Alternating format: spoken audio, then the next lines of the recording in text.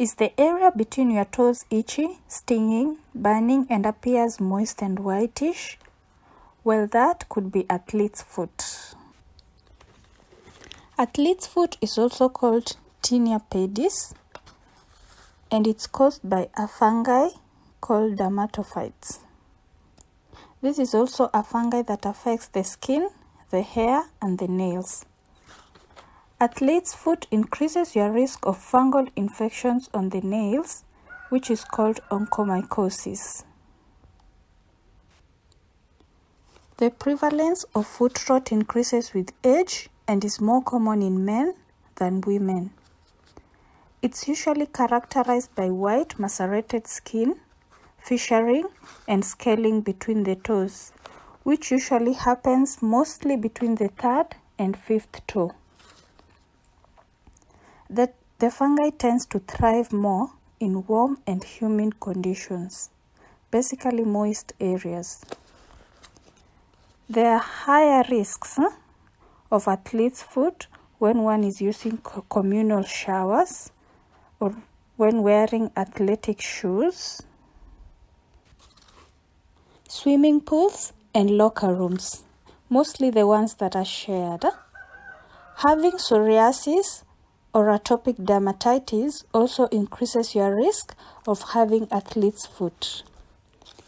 When it comes to diagnosing athlete's foot, basically a physical examination, which means looking at the foot, that is the area between your toes, it will appear white and macerated, and it will also look scaly, and there will be some fissuring happening. Microscopy can also be used, where a part of the sample is mixed with potassium hydroxide and the fungi hyphae can be seen. A fungal culture can also be done, which may take up to a month for the results to come out, which is longer and less preferred. After a diagnosis of athlete's foot, there are various ways you can manage it. You should wash your feet daily and dry them carefully. You can wear protective footwear in communal facilities like bathrooms that are shared, because that's where there is also high risk of getting athlete's foot. Also, proper feet drying, and mostly between the toes. Restrict wearing athletic shoes and wear well-ventilated shoes like open shoes. Do not wear wet socks, or don't wear socks on wet feet. You can also alternate between different pairs of shoes, and as you alternate, to ensure that the shoes are properly aired outside so that they get to dry and get fresh air.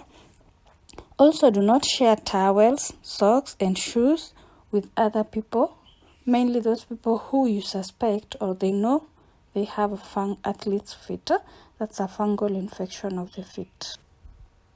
If it still persists, there are many topical antifungals in forms of powders, solutions, ointments, and creams that can be used in order to help in easing your symptoms of athlete's foot.